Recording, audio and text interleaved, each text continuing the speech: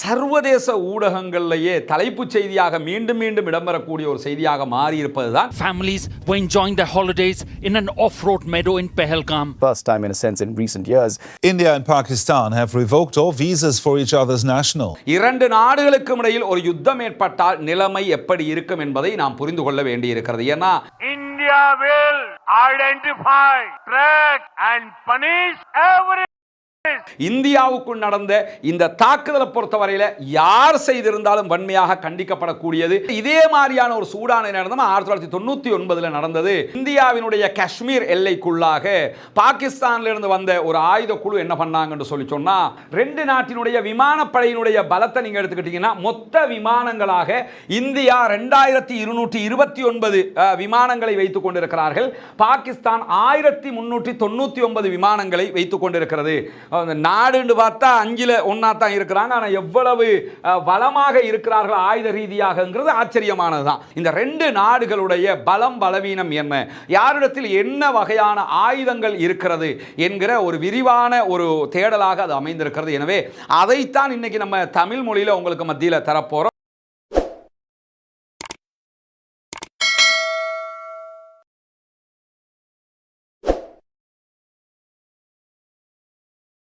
அன்பிற்கினிய சகோதர சகோதரிகளே, நம் அனைவர் மீதும் ஏக இறைவனுடைய அமைதியும் கருணையும் உண்டாகட்டுமாக என்கிற பிரார்த்தனைகளோடு இந்த வீடியோவில் ஒரு முக்கியமான விவகாரத்தை பற்றி நம்ம பார்க்க இருக்கிறோம். அது என்னன்னு நமக்கு எல்லாருக்கும் தெரியும். பொதுவாகவே இந்த ஒரு வாரமாக சர்வதேச ஊடகங்களிலேயே தலைப்புச் செய்தியாக மீண்டும் மீண்டும் இடம்பெறக்கூடிய ஒரு செய்தியாக மாறியிருப்பது தான் இந்தியா பாகிஸ்தான் பிரச்சனையாக இருக்கிறது. இந்தியாவும் பாகிஸ்தானும் ஒரு யுத்தத்துக்குள் நுழையுமா இல்லையா என்பதுதான் மல்டி மில்லியன் கேள்வியாக மாறி இருக்கிறது. ஏன்னா கடந்த ஏப்ரல் 22ஆம் தேதி காஷ்மீரில் நடைபெற்ற தாக்குதலை தொடர்ந்து பாகிஸ்தானில் இருந்து ஊடுருவியவர்கள் தான் தாக்குதல் நடத்தினார்கள் என்று குற்றம் சாட்டி பாகிஸ்தான் மீது பல தடைகளை இந்தியா விதித்திருக்கிறது. இந்தியா மீது அதற்கு நிகரான பல தடைகளை பாகிஸ்தானும் விதித்திருக்கிறது. நம்முடைய தனியான ஒரு வீடியோவாக அது தொடர்பாக விரிவாக பேசியிருக்கிறோம். இந்த நிலையில் தற்போது என்ன நடந்து கொண்டிருக்கிறது என்பது ஒருபுறம் இருக்க, இரண்டு நாடுகளுக்கும் இடையில் ஒரு யுத்தம் ஏற்பட்டால் நிலைமை எப்படி இருக்கும் என்பதை நாம் புரிந்து கொள்ள வேண்டியிருக்கிறது. ஏன்னா நிறைய ஊடகங்கள் ரெண்டு நாட்டினுடைய ஆயுத பலம் என்ன என்பதை பற்றி பேசுகிறார்கள். அதையெல்லாம் பார்க்கும்போது ஆச்சரியமாக இருக்கு. என்னன்னா, பாகிஸ்தானிய ஊடகங்களை எடுத்தால் நாங்கள் தான் ரொம்ப பலமாக இருக்கோம்னு அவங்க சொல்லிக்கிட்டு இருக்கிறாங்க. இந்திய ஊடகங்கள் எடுத்துக்கிட்டால் அவங்க தான் பலமாக இருக்கிறோம்னு சொல்லிக்கிட்டு இருக்கிறாங்க. ரெண்டு பேருமே தங்களை தாங்களே சொல்லிக் கொண்டிருக்கக்கூடிய நேரத்தில் அல் ஜசீராவினுடைய அரபு பக்கம் ஒரு விரிவான ஆர்டிக்கல் வெளியிட்டிருக்கிறாங்க. இந்த ரெண்டு நாடுகளுடைய பலம் பலவீனம் என்ன, யாரிடத்தில் என்ன வகையான ஆயுதங்கள் இருக்கிறது என்கிற ஒரு விரிவான ஒரு தேடலாக அது அமைந்திருக்கிறது. எனவே அதைத்தான் இன்னைக்கு நம்ம தமிழ் மொழியில் உங்களுக்கு மத்தியில் தரப்போறோம். வேறு எந்த ஒரு சோர்ஸ்லையும் இருந்து நம்ம தகவல் எடுக்க முழுமையாக அல் ஜசீராவினுடைய அந்த ஆர்டிகளுடைய தகவல்கள் தான் இங்க நம்ம கொண்டு வர இருக்கிறோம். குறிப்பாக 1947 இருந்து இந்தியாவுக்கும் பாகிஸ்தானுக்கும் இடையிலான இந்த பிரச்சனை தொடர்ந்து இருந்து வரக்கூடிய நேரத்தில் இரண்டு நாடுகளும் எப்பயாவது சண்டை போட்டுக்குருவாங்க என்கிற ஒரு நிலை இருந்து வந்தது. பிற்பாடு அந்த இரண்டு நாடுகளும் ஒரு யுத்த நிறுத்தத்தை 1971 செஞ்சுக்கிட்டாங்க. அதுக்கு பிறகு அப்பப்ப சின்ன சின்ன முருகல்கள் வந்தாலும் எந்த விதமான நேரடி யுத்தங்களும் இந்த இரு நாடுகளுக்கும் இடையில ஏற்படலைங்கிறது நமக்கு தெரியும். ஆனால் காஷ்மீருங்கிறது எப்பொழுதும் குளிரான ஒரு நகரம், ஒரு அரசியல் ரீதியாக சூடாகவே இருந்து கொண்டிருந்த நிலையில தான் 2-3 தாக்குதல்கள் இடையில இந்தியாவை நோக்கி நடத்தப்பட்டிருந்தது. குறிப்பாக புல்வாமா தாக்குதல் இந்திய ராணுவத்தை இலக்கு வைத்து நடத்தப்பட்ட தாக்குதல். அதிலையும் நிறைய எதிர்கேள்விகள் எல்லாம் இன்றைக்கும் எழுப்பப்பட்டு கொண்டிருக்கிறது. குறிப்பாக அர்னாப் கோஸ்வாமி தொடர்பாக எழுப்பப்படக்கூடிய கேள்விகள் எல்லாம் மல்டி மில்லியன் கேள்விகளாக இருக்கிறது. அது விரிவாக நம்ம பார்க்க இதுக்குள்ள போக இல்லை.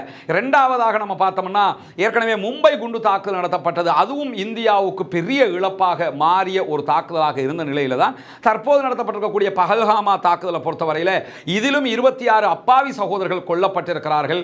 20க்கும் மேற்பட்ட அப்பாவிகள் படுகாயம் அடைந்திருக்கிறார்கள். ஒரு முஸ்லிம் சகோதரன் அந்த தாக்குதல் நடந்துகிட்டு இருக்கும் போதே பயங்கரவாதிகளை தடுத்து நிறுத்துவதற்காக போராடிய செய்திகளை எல்லாம் நம்ம தொடர்ந்து பார்த்து கொண்டிருக்கக்கூடிய நேரத்தில் இதே மாதிரியான ஒரு சூடான நடந்தது 1999 நடந்தது. இந்தியாவினுடைய காஷ்மீர் எல்லைக்குள்ளாக பாகிஸ்தானில் இருந்து வந்த ஒரு ஆயுத குழு என்ன பண்ணாங்கன்னு சொல்லி சொன்னா, கார்கில் பகுதிகளை பகுதிகளை கைப்பற்றி கொண்டாங்க. அந்த கார்கில் பகுதிகளை இந்தியன் ஆர்மி களம் இறங்கி தாக்குதல் நடத்தி பிறகு மீட்டு கொண்டார்கள்.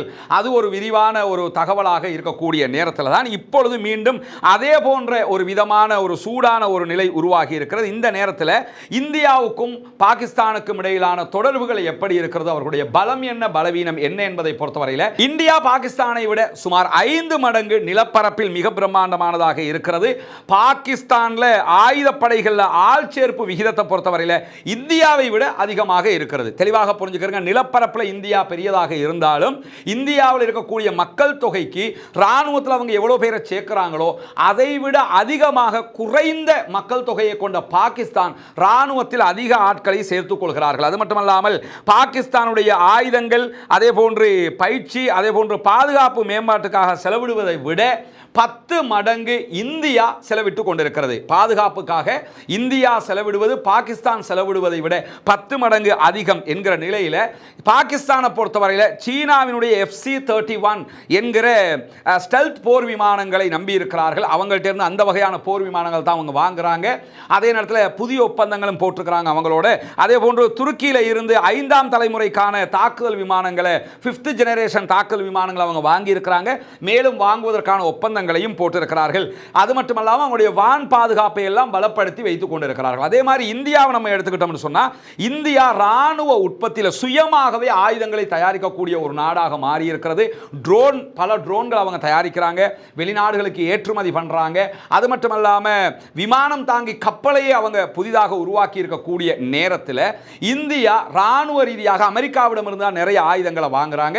அதே போன்று இஸ்ரேலிடம் இருந்து வான் பாதுகாப்பு, இந்த அயன்டோமுக்கு நிகரான அது மாதிரியான வான் பாதுகாப்பு சிஸ்டமேட்டிக்கையும் அவங்க கிட்ட இருந்து வாங்குறாங்க என்கிற செய்திகள் வெளியாகி இருக்கிறது. அதே நேரத்தில் இந்த 2 நாடுமே அணுசக்தி பலம் கொண்ட நாடுகளாக இருக்கிறது.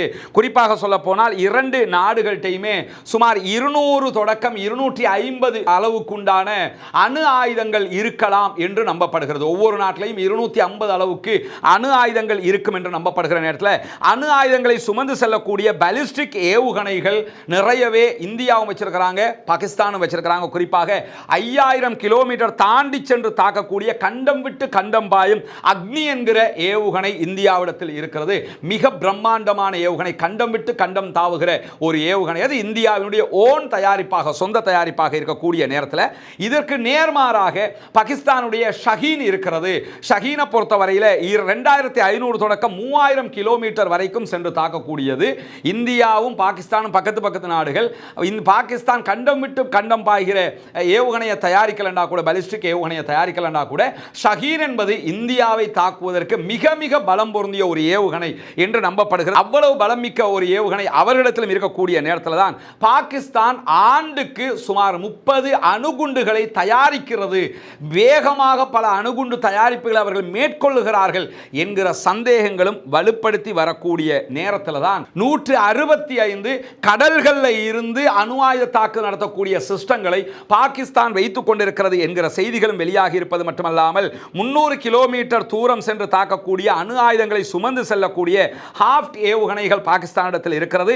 750 கிலோமீட்டர் தூரம் சென்று தாக்கக்கூடிய ஹாஃப்ட் 4 என்கிற வகையான ஏவுகணைகளும் அவர்களிடத்தில் இருக்கக்கூடிய செய்திகளுக்கு மத்தியில் 2 நாட்டினுடைய நிலைகள் எப்படி இருக்கிறது என்பதை மேலும் கொஞ்சம் நம்ம விரிவாக பார்த்தோம்னு சொன்னா 2 நாட்டினுடைய மக்கள் தொகையை நீங்க எடுத்துக்கிட்டீங்கன்னா இந்தியாவில் 1409 மில்லியன் மக்கள் இருக்கிறார்கள். கிட்டத்தட்ட 140 கோடி மக்கள் இருக்கிறார்கள். பாகிஸ்தானில் 252.3 மில்லியன் மக்கள் இருக்கிறார்கள். கிட்டத்தட்ட 25 கோடி மக்கள் இருக்கிறார்கள். அதை ஒப்பீட்டளவில் பார்த்தோம்னா அந்த 5இல் 1க்கு கரெக்டாக இருக்கிற மாதிரி இருக்கு. அவ்வளவு குறைந்த மக்கள் தொகையைத்தான் பாகிஸ்தான் வைத்துக் கொண்டிருக்கிறார்கள். இந்த இந்தியாவினுடைய பாதுகாப்புக்கான ஆண்டு பட்ஜெட்டை நீங்க எடுத்துக்கிட்டீங்கன்னா 75 பில்லியன் USDகளை இந்தியா ஒதுக்குறாங்க ஒரு ஆண்டுக்கு. இலங்கையினுடைய மொத்த கடனே 63 பில்லியன் அல்லது 67 பில்லியன் தான். இந்தியா ஒரு ஆண்டுக்கு பாதுகாப்புக்கு 75 பில்லியன் அமெரிக்க டாலர்களை ஒதுக்குறாங்க. பாகிஸ்தான் ஒரு ஆண்டுக்கு 7.6 பில்லியன் அமெரிக்க டாலர்களை தான் ஒதுக்குறாங்க. அதான் 10 மடங்கு இந்தியா அதிகமாக ஒதுக்குகிறார்கள் என்று சொல்லியிருந்தோம் ஆரம்பத்திலேயே. வெளிநாட்டு கடனை பொறுத்தவரையில் இந்தியா வெளிநாடுகளுக்கு கொடுக்க வேண்டிய கடன் 371 பில்லியன் இருக்கிறது என்று சொல்லப்படுகிற அதே நேரத்தில் பாகிஸ்தான் வெறும் 92.4 பில்லியன் அமெரிக்க டாலர்கள் தான் கடன் கொடுக்க கொடுக்க வேண்டியிருக்கிறது. கடனில் இந்தியாவை விட பல மடங்கு குறைஞ்ச இடத்துல தான் பாகிஸ்தான் இருக்கிறாங்க. இந்தியா பெரும் கடனில் 371 பில்லியன் கடனில் அவங்க இருக்கிறாங்க. ஆனால் அந்நிய செலாவணி கையிருப்பு இருக்கு இல்லையா, அது இந்தியாட்ட அதிகமாக இருக்கு. கடனை கொடுத்துட்டும் இன்னும் வச்சுக்கிற அளவுக்கு இருக்கு. குறிப்பாக 628 பில்லியன் யூஎஸ்டிகள் தற்போது இந்தியாவுடைய கையிலே இருக்கிறது. அவங்க கடனை கொடுத்தா கூட இன்னும் 300 பில்லியன் அவங்கள்ட்ட மியும். 300 பில்லியன்னா கணக்கிட்டு பாருங்க எவ்வளவுன்னு சொல்லி. பாகிஸ்தான் வெறும் 14 பில்லியன் அமெரிக்க டாலர்களை அந்நிய செலாவணியை கையில் வச்சுக்கிட்டு இருக்கிறாங்க. ஆனால் நாடு ஸ்டேபிளான நாடுங்கிறது தெரியுது. இப்படி இருந்தும் அவங்க IMF போயிருக்கிறாங்க, கடன் கேட்டிருக்கிறாங்க மேலதிகமாக. ஆனால் அந்த நாடு கீழே விழாது, எக்கானமிக் கிரைசிஸ் ஒன்றுக்கு போக மாட்டாங்க. ஏன்னா 14 பில்லியன் யூஎஸ்டி அவங்க கையில் இருக்குது. அது மட்டும் இல்லாமல் ராணுவ தரவரிசை எடுத்துக்கிட்டோம்னா 143 நாடுகளோடு மேற்கொண்ட தரவரிசை பிரகாரம் இந்தியா உலகத்தில் 4வது இடத்திலும் பாகிஸ்தான் 12வது இடத்திலும் இருக்கிறது. இதை மட்டும் வச்சு இந்தியா பலம் பாகிஸ்தான் பலம் வீணம் என்று நம்ம முடிவுக்கு வந்துட முடியாது. 2 நாட்டிடத்திலேயுமே சரிக்கு சமனான அணு ஆயுதம் இருக்கிறது என்பதே போதும். 2 நாடுமே பலமிக்கவர்கள் தான். அணு ஆயுதம் தாங்க பலத்தையே தீர்மானிக்க போகுது. ஒரு நாட்டில் அணு ஆயுதம் இல்லை என்று இருக்குமாக இருந்தால் பலம் பலவீனத்தை பற்றி பேசிடலாம். இதையும் ஒரு தரவாக வைத்துக் கொள்கிறார். அதே நேரத்தில் செயலில் இருக்கக்கூடிய ராணுவ படையை பொறுத்தவரை இந்தியாவில் 14,55,000 பேர் இருக்கிறார்கள். பாகிஸ்தானில் 6,54,000 பேர் இருக்கிறார்கள். ரிசர்வ் ராணுவ படையை பொறுத்தவரை இந்தியாவில் 11,55,000 பேர் இருக்கிறார்கள். பாகிஸ்தானில் 5,50,000 பேர் இருக்கிறார்கள். துணை ராணுவ படைகளை பொறுத்தவரையில் இந்தியாவில் 25 லட்சம் பேர் இருக்கிறார்கள். பாகிஸ்தானில் 5 லட்சம் பேர் இருக்கிறார்கள். இந்த ஒப்பீட்டளவில் 25 லட்சம் 5 லட்சம் என்று நம்ம யோசிக்க கூடாது. காரணம் என்னன்னா 140 கோடி மக்கள் இருக்கக்கூடிய இடத்துல 25 லட்சம்ங்கிறது இருக்கத்தான் செய்யும். 25 கோடி மக்கள் இருக்கிற இடத்துல 5 லட்சம் இருக்கத்தான் செய்யும். இந்த அளவுக்கு தான் நம்ம அதை புரிஞ்சுக்கிறோம். அந்த மக்கள் தொகைக்கு ஏற்ப ஒப்பிட்டு பார்த்தா, அதனால தான் ஆரம்பத்தில் நம்ம சொல்லியிருந்தோம், ஒப்பீட்டளவில் பார்த்தா இந்தியாவில் இருக்கிற மக்கள் தொகை அடிப்படையில் பாகிஸ்தான் தான் ராணுவத்துக்கு அதிகமான ஆட்களை சேர்த்து கொண்டிருக்கிறார்கள். அதே நேரத்தில் இவங்கள்ட்ட இருக்கக்கூடிய கப்பல்களை நம்ம எடுத்துக்கிட்டோம்னு சொன்னால் வணிக கப்பல்கள், பிசினஸ் கப்பல்கள் இந்தியாவிடத்தில் 1859 இருக்கிறது. பாகிஸ்தானிடத்தில் வெறும் 60 பிசினஸ் கப்பல்கள் தான் இருக்கிறது. அதே போன்று விமான நிலையங்களை எடுத்துக்கிட்டா இந்தியாவிடத்தில் 313 ஏர்போர்ட் இருக்குது. பாகிஸ்தானிடத்தில் 116 ஏர்போர்ட்டுகள் இருக்கிறது. பாகிஸ்தான மாதிரி 5 மடங்கு பெரிய இந்தியாட்ட 311 தான் இருக்குது. ஆனால் 1 மடங்கே இருக்கக்கூடிய பாகிஸ்தானிடத்தில் 116 இருக்கிறது. துறைமுகங்களை எடுத்துக்கிட்டோம்னா இந்தியா 56 துறைமுகங்களை கொண்டிருக்கிறது. பாகிஸ்தான் 3 துறைமுகங்களை தான் கொண்டிருக்கிறது. அந்த நிலப்பரப்புக்கும் நீர்ப்பரப்புக்கும் ஏற்ற மாதிரி அவங்க வச்சிருக்கிறாங்க. அதே மாதிரி நம்ம எடுத்துக்கிட்டோம்னா உங்களுக்கு எல்லாம் தெரியும், புனிதமிக்க ரமலானுடைய காலத்தில் இருந்து நம்ம இலங்கையினுடைய கிழக்கு பகுதிகளில் பொத்துவில் பகுதிகளில் ஒரு 14 இஸ்லாத்தை ஏற்றுக்கொண்ட சகோதர சகோதரிகளுக்காக அவர்களுடைய குடும்பங்களுக்காக வீடு அமைக்கிற ஒரு திட்டத்தை பற்றி விளம்பரம் செய்து வந்தோம். அந்த பணிக்காக உங்களுடைய தான தர்மங்கள் ஜகாத் நிதிகளை நம்ம தொடர்ந்து கேட்டு வந்திருக்கிறோம், இப்பொழுதும் கேட்டுக்கொண்டிருக்கிறோம். ஏன்னா முதல் கட்டமாக ஒரு 5 வீடுகளை அமைக்கிற பணி நடைபெற்று வருகிறது. மீதி உள்ள வீடுகளை நம்ம அமைக்க வேண்டி இருக்கிறது. மற்ற பணிகளையும் செய்ய வேண்டியிருக்கிற காரணத்தினால உங்களிடத்தில் இறைவனுக்கான உதவியாக இந்த உதவியை தொடர்ந்து நம்ம கேட்டு வர்றோம். அங்கே இந்த வீடுகள் கட்டப்படுகிற காட்சிகளை நீங்கள் பார்க்க முடியும். கிட்டத்தட்ட 5 வீடுகளில் 4 வீடுகள் கட்டி முடிக்கப்பட்டு விட்டது. மேலே கூரை போடுகிற அதே மாதிரி அதை பூசுகிற வேலைகள் மற்ற உள்ள வேலைகள் தான் தற்போது நடைபெற்று வருகிறது. 5வது வீடும் தற்போது கட்டப்பட்டு வரக்கூடிய காட்சிகளை நீங்கள் பார்த்து வர்றீங்க. இன்ஷா அல்லாஹ் இதற்கு பிறகு இருக்கக்கூடிய மீதமுள்ள வீடுகளையும் கட்ட வேண்டியிருக்கிற காரணத்தினால உங்களால் முடிந்த உதவிகளை தாராளமாக வாரி வழங்குங்கள். அது 1000 ரூபாய், 2000 ரூபாய், 500 ரூபாய், 200 ரூபாய் எவ்வளவாக இருந்தாலும் அப்படி தரக்கூடிய பல சகோதரர்கள் இருக்கிறார்கள். அல்லாஹ் அவர்களுக்கும் பரிபூரணமான எண்ணங்களுக்குரிய கூலிகளை கொடுக்க வேண்டும். அல்லாஹ் அவர்களுக்கும் பரக்கத் செய்ய வேண்டும். காரணம் என்னன்னா, எங்களால் இதுதான் முடியும்னு நினைக்கிறாங்க இல்லையா, நினைக்கிறத கொடுத்து உதவுறாங்க இல்லையா. இத்தகுன்னார வலவு பிஷிக்கு தம்ரா என்றார்கள் ரசூலுல்லாஹ். நரகத்தை விட்டு பாதுகாப்பு தேடுவதற்கு ஒரே ஒரு பேரிச்சம்பழத்தினுடைய துண்டு இருந்தாலும் அதை தர்மம் செய்யுங்கள் என்று சொன்னார்கள். அந்த அடிப்படையில் தங்களிடத்தில் எது இருக்குதோ அதை கொடுத்து உதவக்கூடிய பல சகோதரர்களை நம்ம பார்க்கிறோம். அல்லாஹ் அவர்களுக்கு அருள் புரிய வேண்டும். இதற்காக உதவி செய்த அத்தனை பேருக்கும் அல்லாஹ் அருள் புரிய வேண்டும். மேலதிக உதவிகளை நீங்கள் செய்கிற போது மீதமுள்ள வீடுகளை நம்ம அமைப்பதற்குரிய அந்த வாய்ப்புகள் கிடைக்கும். எனவே அந்த மக்களுக்கான இந்த பணி மிகச்சிறப்பாக மிக தெளிவாக அந்த பகுதிகளில் நடைபெற்று வருகிறது. எனவே அந்த பணியை முடிப்பதற்காக உங்களுடைய உதவிகளை முன்னால் தெரிகிற நம்முடைய வங்கி கணக்கிலக்கத்திற்கு நீங்கள் வாரி வழங்க முடியும். வெளிநாடுகளிலிருந்து இந்த வங்கி கணக்கிலக்கத்திற்கு பணம் போட முடியாது என்று சொல்லக்கூடியவர்கள் முன்னால் தெரிகிற வாட்ஸ்அப் மற்றும் தொலைபேசி இலக்கத்திற்கு நீங்கள் தொடர்பு கொள்ளுங்கள். அது பற்றிய விவரங்களையும் உங்களுக்கு வழங்குவதற்கு நாம் தயாராக இருக்கிறோம். நம்முடைய எண்ணங்களை இறைவன் பரிபூரணமாக ஏற்றுக்கொள்வானாக. அந்த மக்களுக்குரியது அந்த மக்களுக்காகவே போய் சேர வேண்டும் என்கிற அடிப்படையில் இந்த பணிகள் முன்னெடுக்கப்படுகிறது. வல்ல ரஹ்மான் நம்முடைய அனைத்து முயற்சிகளையும் கைகூட வைக்க வேண்டும் என்கிற பிரார்த்தனையோடு முடித்துக் கொள்கிறேன். இங்க நீங்க பார்க்கலாம் அவர்களுடைய தரைப்படை எவ்வளவு வலிமையானது. ரெண்டு நாட்டுடைய நம்ம ஒரு எழுத்து வடிவத்திலே பார்த்திடலாம். இங்க பார்த்தீங்கன்னு சொன்னா டேங்குகள், யுத்தத்துக்கு போகிற இந்த டேங்குகள் இருக்கா இல்லையா, இந்த டேங்குகள் இந்தியாவிடத்தில் 4201 இருக்கிறது. பாகிஸ்தானிடத்தில் 2627 டேங்குகள் இருக்கிறது. பாதிக்கு பாதி பாகிஸ்தான் வச்சுக்கிட்டு இருக்கிறாங்க. கவச வாகனங்கள், அந்த மெர்காவா மாதிரியான கவச வாகனங்கள் இருக்குதா இல்லையா, அந்த கவச வாகனங்கள் இந்தியாவிடத்தில் 1,48,594 இருக்கிறது. பாகிஸ்தானிடத்தில் 17,516 தான் இருக்கிறது. அதே நேரத்தில் சுயமாக இயக்கப்படக்கூடிய பீரங்கிகள், ஆட்டோமேட்டிக்காக இயங்கக்கூடிய பீரங்கிகள் இந்தியாவிடத்தில் 100 இருக்கிறது. பாகிஸ்தானிடத்தில் 662 இருக்கிறது. இந்தியாவை விட 500க்கு மேல அதிகமாக இருக்கிறது. அதே மாதிரி ட்ரைலர் பீரங்கி என்கிற வகையை சேர்ந்த பீரங்கி இந்தியாவிடத்தில் 3975 இருக்கிறது. பாகிஸ்தானிடத்தில் 2629 இருக்கிறது. சரி, கிட்டத்தட்ட நெருக்கத்திலே அவங்களும் இருக்கக்கூடிய காட்சியை நம்ம பார்க்க முடிகிறது. அதே நேரத்தில் மொபைல் ஏவுகணை தளங்கள், ஏவுகணையை ஏவுற நேரத்தில் மூவபிளாக இருக்குமா இல்லை, லாரி மாதிரி வச்சு என்ன செய்வாங்கன்னா பாலைவனத்தில் கொண்டு போய் வச்சு ஏவுவாங்க. மூவபிளான ஏவுகணை ஏவுதளங்கள், அது மூவ் பண்ணி ஒவ்வொரு இடத்துக்கு கொண்டு போய் ஏவக்கூடிய அந்த ஏவுதளங்கள் இந்தியாவிடத்தில் வெறும் 264 இருக்கக்கூடிய நேரத்தில் பாகிஸ்தானுடைய கையிலே 600 மொபைல் ஏவுகணை ஏவுதல் தளங்கள் இருக்கிறது. அதே நேரத்தில் விமானப்படைன்னு சொல்லி எடுத்துக்கிட்டோம்னா ரெண்டு நாட்டினுடைய விமானப்படையினுடைய பலத்தை நீங்க எடுத்துக்கிட்டீங்கன்னா மொத்த விமானங்களாக இந்தியா 2229 விமானங்களை வைத்துக் கொண்டிருக்கிறார்கள். பாகிஸ்தான் 1399 விமானங்களை வைத்துக் கொண்டிருக்கிறது. நாடுன்னு பார்த்தா 5ல் 1 தான் இருக்கிறாங்க. ஆனால் எவ்வளவு வளமாக இருக்கிறார்கள் ஆயுத ரீதியாகங்கிறது ஆச்சரியமானதுதான். அதே நேரத்தில் போர் விமானங்களை எடுத்துக்கிட்டா இந்தியா 513 போர் விமானங்களை வைத்துக் கொண்டிருக்கிறது. பாகிஸ்தான் 328 போர் விமானங்களை வைத்துக் கொண்டிருக்கிறது. தாக்குதல் விமானங்கள் என்று தனியாக இந்தியா 130 வைத்துக் கொண்டிருக்கிறார்கள். பாகிஸ்தான் 90 வைத்துக் கொண்டிருக்கிறது. 40 தான் குறைவாக இருக்குது இந்தியாவோடு ஒப்பிடும்போது. அதே நேரத்தில் படைகளை எடுத்துக்கிட்டு மூவ் பண்றது இருக்கா இல்லையா, சோல்ஜர்ஸ் அழைச்சிக்கிட்டு போற விமானங்கள், அந்த விமானங்கள் இந்தியா 270 வைத்துக் கொண்டிருக்கிறார்கள். பாகிஸ்தான் 64 விமானங்கள் அதிலும் வைத்துக் கொண்டிருக்கிறார்கள். பயிற்சி விமானங்கள் இந்தியா 351 வச்சுக்கிட்டு இருக்கிறாங்க. பாகிஸ்தான் 565 வைத்துக் கொண்டிருக்கிறார்கள். விமான போக்குவரத்து விமானங்கள் இந்தியா 6 வச்சுக்கிட்டு இருக்கிறாங்க. பாகிஸ்தான் அதிலும் 4 வைத்துக் கொண்டிருக்கிறாங்க. சிறப்பு பணிக்குரிய விமானங்கள், அதாவது வெள்ளம் மாதிரியான பிரச்சனைகள் வரும்போது பயன்படுத்துகிற விமானங்கள் இருக்குதா இல்லையா, அந்த விமானங்களை இந்தியா 74 வச்சிருக்கிறாங்க.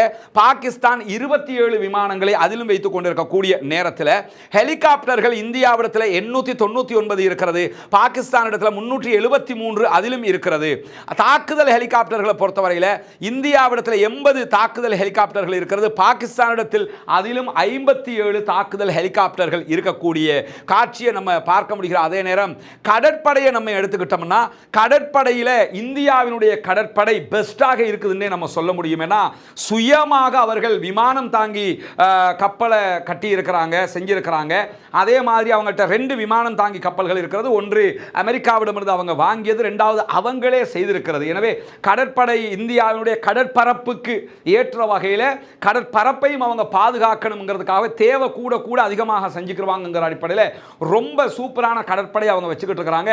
அண்மையில் இந்த பிரச்சனை வந்ததுக்கு பிறகு கடல் அவங்க ஏவுகணை பரிசோதனைகளை எல்லாம் நடத்தியிருந்த செய்திகளை எல்லாம் நீங்க பார்த்திருப்பீங்க. அந்த அடிப்படையில் இந்தியாவிடம் நீர்மூழ்கி கப்பல்கள் 18 இருக்கிறது. பாகிஸ்தானும் 8 நீர்மூழ்கி கப்பல்களை வைத்துக் கொண்டிருக்கிறார்கள் என்பதை புரிய முடிகிறது. அதே நேரம் இந்தியா போர்க்கப்பல்கள் 14 வைத்துக் கொண்டிருக்கிறார்கள். பாகிஸ்தானும் 9 போர்க்கப்பல்களை வைத்துக் கொண்டிருக்கிறார்கள். அதே நேரத்தில் உளவு கப்பல்கள் இந்தியா 13 உளவு கப்பல்களை வைத்துக் கொண்டிருப்பதாக சொல்லப்படுகிற நேரம் பாகிஸ்தானிடத்தில் உளவு கப்பல்கள் கிடையாது. அரபு இஸ்லாமிய அந்த வட்டத்துக்குள்ள வரக்கூடிய மிடில் ஈஸ்ட் அண்ட் பார்சியன் கண்ட்ரீஸ் இந்த வட்டத்துக்குள்ள எடுத்துக்கிட்டோம்னா இப்போதைக்கு ஈரான் தான் உளவு கப்பலை வைத்துக் கொண்டிருக்கிறார்கள் என்பதை நம்ம புரிய முடிகிற. அதே நேரத்தில் ரோந்து படகுகள் 135 இந்தியா வைத்துக் கொண்டிருக்கிறாங்க. பாகிஸ்தான் 69 ரோந்து படகுகளை வைத்துக் கொண்டிருக்கிறது. மைன் ஸ்வீப்பர்களை பொறுத்தவரையில் இந்தியா 0, பாகிஸ்தான் 3 மைன் ஸ்வீப்பர்களை வைத்துக் கொண்டிருக்கிறார்கள். விமானம் தாங்கி கப்பல்கள் ஏற்கனவே நம்ம சொன்ன மாதிரி இந்தியாட்ட 2 இருக்குது, பாகிஸ்தான் 0. கோவட்டுகளை பொறுத்தவரையில் இந்தியா 18 வைத்துக் கொண்டிருக்கிறார்கள். அதிலும் சரிபாதியாக 9 கோவட்டுகளை பாகிஸ்தான் பாகிஸ்தானும் வைத்துக் கொண்டிருக்கிறது என்கிற செய்திகளை நம்ம பார்க்க முடிகிறது. இப்படி பார்த்தோம்னு சொன்னா இந்தியாவினுடைய கடற்படை ரொம்ப பவர்ஃபுல்லாகத்தான் இருக்கிறாங்க. ஆனால் அதுக்கு நிகராக பாகிஸ்தானும் இருக்கிறாங்க. அணு ஆயுதத்தை வைத்துக் கொண்டிருக்கக்கூடிய 2 நாடுகளாக இருக்கிறது. இந்த 2 நாடுகளும் சண்டையிடுவது உலகத்தில் யாருக்குமே ஆரோக்கியமானது அல்ல. ஆனால் இந்தியாவுக்குள் நடந்த இந்த தாக்குதலை பொறுத்தவரையில் யார் செய்திருந்தாலும் வன்மையாக கண்டிக்கப்படக்கூடியது. அவர்கள் கண்டறியப்பட வேண்டும். அவர்களுக்கு உச்சகட்டமான தண்டனைகள் கொடுக்கப்பட வேண்டும். பயங்கரவாதம் ஒழிக்கப்பட வேண்டும். தீவிரவாதம் இல்லாத ஒழிக்கப்பட வேண்டும். ஆனால் அதற்காக அப்பாவி மக்கள் யாரும் கொல்லப்பட்டு விடக்கூடாது. ஒரு யுத்தம் வந்துட்டா யாரும் யாரை நோக்கியும் தாக்குவாங்க, யாரும் அழிவுக்குட்படுத்தப்படலாம் என்கிற ஒரு நிலை இருக்கிறது. எனவே அப்படியான ஒரு யுத்தம் வந்துவிடக் கூடாது என்பதுதான் மனிதநேயம் மிக்க அத்தனை பேருடைய எதிர்பார்ப்பாக இருக்கிறது. பாகிஸ்தான் மற்றும் இந்தியாவினுடைய ஆயுத பலம் என்ன என்பதை பற்றிய ஒரு தெளிவான வீடியோவாகத்தான் இதை நம்ம வெளியிட நினைச்சோம். அல் ஜசீராவினுடைய அரபு இணையதளம் வெளியிட்டிருக்கக்கூடிய ஆய்வு கட்டுரையினுடைய தமிழ் வீடியோ வடிவத்தை தான் இங்கு நம்ம கொடுத்திருக்கிறோம். எனவே இதில் சொல்லப்பட்டிருக்கக்கூடிய செய்திகள் அத்தனைக்கும் ஆதாரங்கள் அல் ஜசீராவினுடைய தொகுப்பில் இருந்து தான் பெறப்பட்டிருக்கிறது என்பதை புரிந்து கொள்ளுங்கள். பாகிஸ்தான் இந்தியா ஆகிய இரு நாடுகளுக்கும் மத்தியில் அமைதி திரும்ப வேண்டும்.